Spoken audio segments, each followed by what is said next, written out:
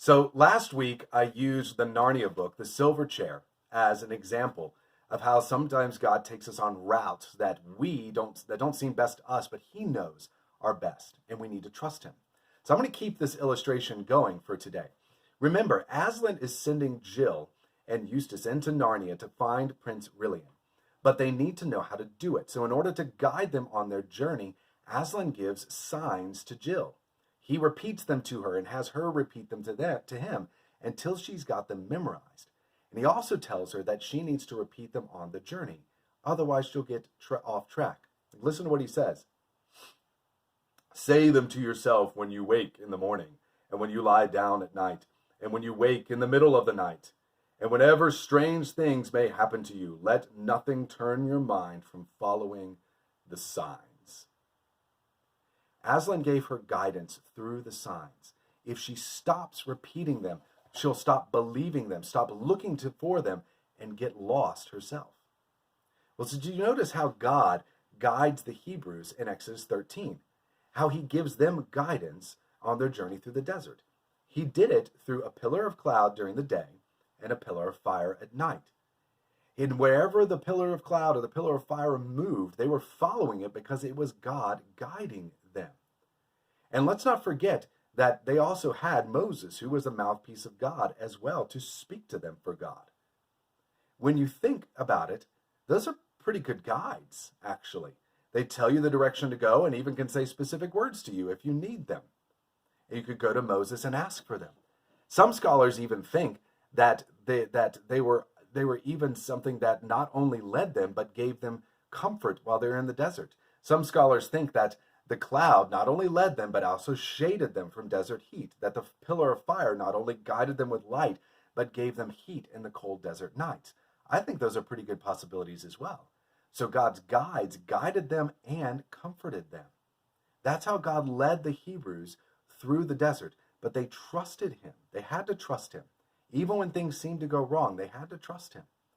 And like when things seemed to go wrong, like being led to the edge of a great sea, which we'll talk about or start talking about tomorrow, that would make their journey seem like they're not going the right direction. They had to trust his guidance. You know, sometimes we might wish that God would give us such clear guidance to follow. If we only had a cloud to lead us on the right path to whether we do college or a trade, which university we go to, if we're called to go to a university, who to date, who to marry, what job to take in the future.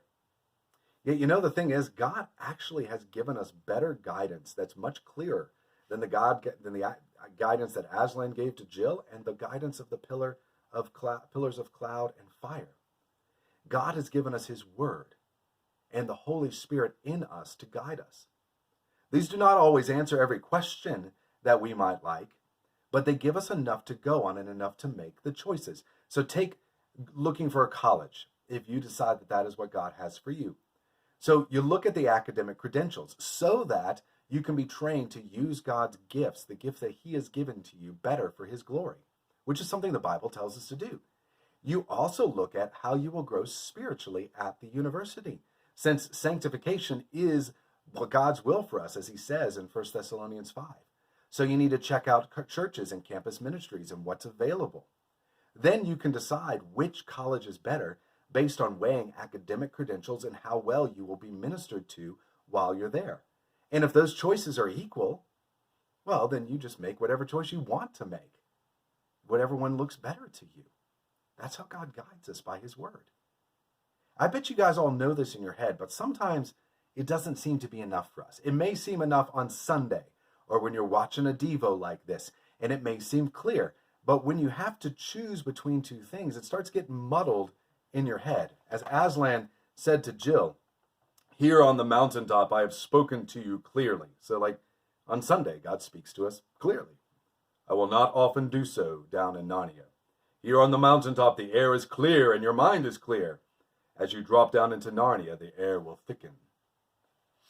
So he was reminding her that it wouldn't be as clear as she thinks it is going to be on her journey. She has to trust what she's learned. That's why she had to repeat the signs to herself over and over again. This is why your parents and I tell you that you need to be reading the Bible, studying it, memorizing it on your own. As you go back to it again and again, not just on Sundays or during these videos, but on your own, the truth will start to get in your head and it will guide you, even when things seem all muddled. He has given us better guidance than the Hebrews ever got, but we have to repeat it to ourselves over and over again. As Aslan said to Jill, that is why it is important to know the signs by heart and pay no attention to appearances. So you guys think about that, and I'll see you tomorrow morning.